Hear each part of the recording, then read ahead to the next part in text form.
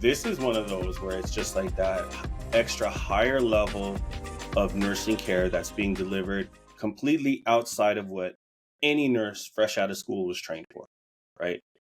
Um, and being able to think on the fly, being able to make adjustments, and having that. I think one of the things too is creating that nurse patient relationship is huge, especially for this population. Being able to kind of interact with them and build that trust and build that rapport, so they will actually allow you to touch them. Now, we're talking about individuals who may have mental issues. Mhm.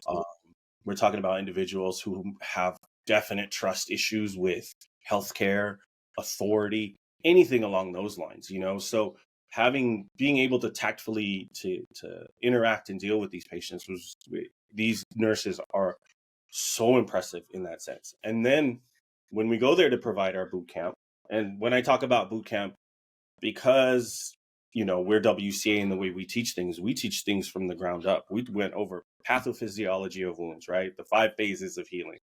We talked about the importance, the triangle of, peri wound, wound bed, wound edges, skin. And then we even did a deep dive on products, right? And again, shout out to the vendors that were there to help us, because they were there at some of the boot camps to also help educate and give the nurses knowledge and understanding of the dressings. Just through those interactions, they were able to take that, and they took that really to heart, and they were implementing it while they were out on the street team. And a part of our collaboration with them was, this, Christina, we're just readily available for them. I gave them my work email. I'm on the Teams with them. I also gave them my work cell phone number, and I would just, be getting hit up all the time. Hey, what do I do about this? What do I do about that? So it wasn't just the education. It was just the constant collaboration that we had with them that I feel like really empowered them to No, and take. we were just talking about this because in the beginning it was and it was a new concept, right? And it was the team at that point when we were talking about wound care. They would message us all the time. And when Hawk and I got together just a couple weeks ago, I was like, they don't message anymore. And he's like, yeah, me either. And it's kind of like, it is a true testament to you, Hawkeye and Kallie, the education that you helped us develop. They are taking it so fully and like digesting it and really wanting to learn it, that they are learning it and they don't need us anymore. And it's proud moment, but also like, oh, yeah, Yeah, they're not calling us anymore and asking the questions. But I also love that they're really learning. They're really um seeking to be able to like really understand all of this, and not just like, oh well, because they easily could have been like, I don't want to learn it fully, I got Hawkeye, I'll just keep calling Hawkeye. yeah, yeah. And so I find that was super impressive as well. Yeah, one thing I noticed too is, like, you would go to do the initial education, or I remember doing the first round of education with the team. A lot of the questions were just, up. We would have our educational portion, and then the last half of the class, we would open it to case studies, right? Hey, take pictures, whatever you find challenging, bring it to Christina and I, and let's dissect it. Let's break it down. And then they'll flash a picture on the screen and just be like, what do we do here? And Christina and I will take a look at the wound. Because they're so good at assessing and getting all the information, it was just like, so, tell me the comorbidities. Is this patient on any type of medication? Are they abusing drugs at the time? What else can we know about this to help build a better clinical picture of the wound? I remember even asking, what's the situation? Like, is he a transient, or is she a transient where she's constantly moving from location to location? Is she kind of stationed at one of what they call camps, or, an area that a lot of these individuals just kind of hang out in? What's the situation? And so getting all that information and then trying to formulate a care plan. Okay, this is what we would do to the wound. This is what we would do next. This is how we would address it. This is the dressing. From that initial kind of education to my most recent education with the team, which was about a month and a half ago, they'll show us a picture and they'll be like, so this is what the wound looked like when we first started, and this is what it looks like now. And it's like, you're holy, it's healing. You guys are doing it. You know what I mean? And what's also impressive too is because in the beginning, we were just like, listen, you need categories of wound products. You need something that's a super absorber. You need something that has antimicrobial properties. You need, and then some very simple dressings, Curlix abdominal pad, 4x4s, something easy, again, with the mindset of just stabilizing the wound. Now we've gotten to a point where they're like, hey, this is venous. Like, can we offer compression?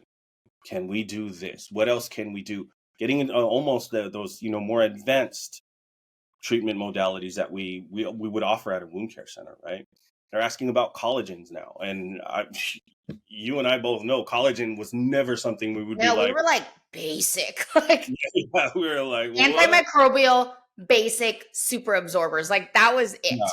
Velveteen, cream. Yeah, it was just, we were like triple simple. maybe. Yeah. Yeah. And then, now they're like, they'd see ones and they'd be like, hey, it's kind of stalled. And I'm like, stalled?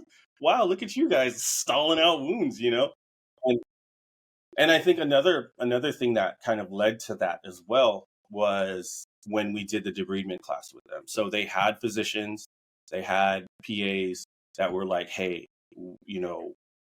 tell us more about debriding. Tell us more. Because we're talking about like keeping the wound bed clear. We're talking about, wounds getting stuck in the inflammatory phase and the bioburden, how we can mitigate or kind of manage that for these types of patients. And then we said, the best standard is serial debridements, right? We talked about that. And then they were like, well, teach us that.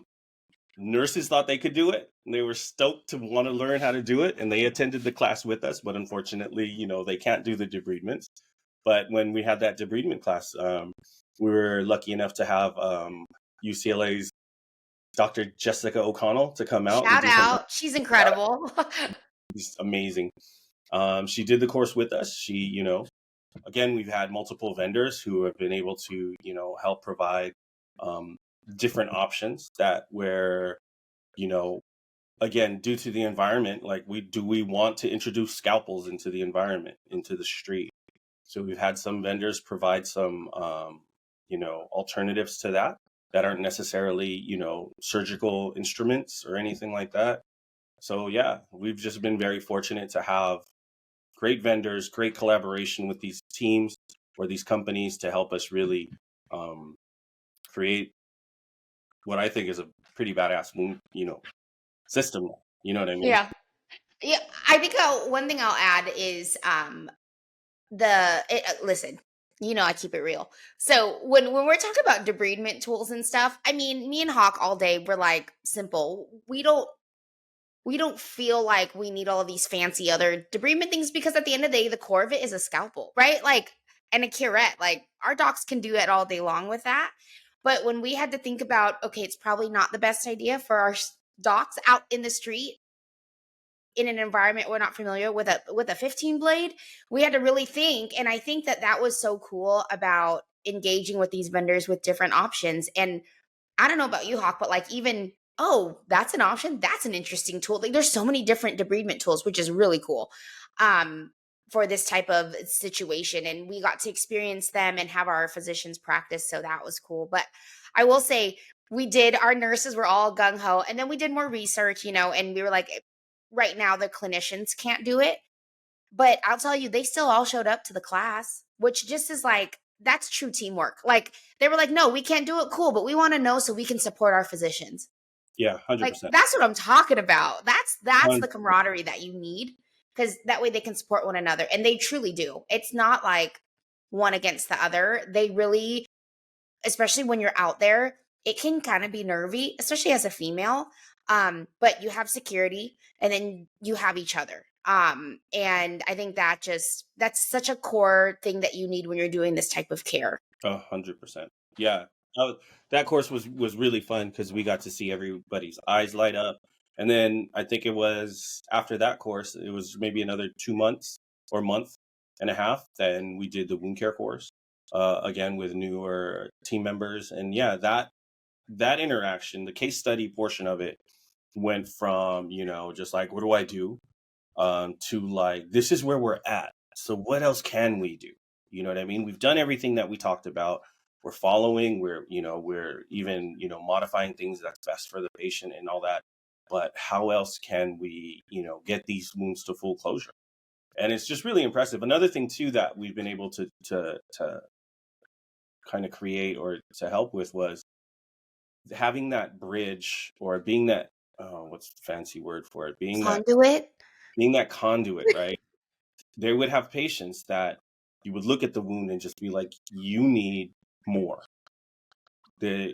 We're giving, we can do what we can from here, but you need more. And then collaborating with our actual wound care center and connecting, the case managers to our front office at the UCLA Wound Care Center, or even Verdugo, based on the location that this patient is more, is more available towards. And we've been sending, I think, 2 or 3 patients now to the UCLA Wound Center.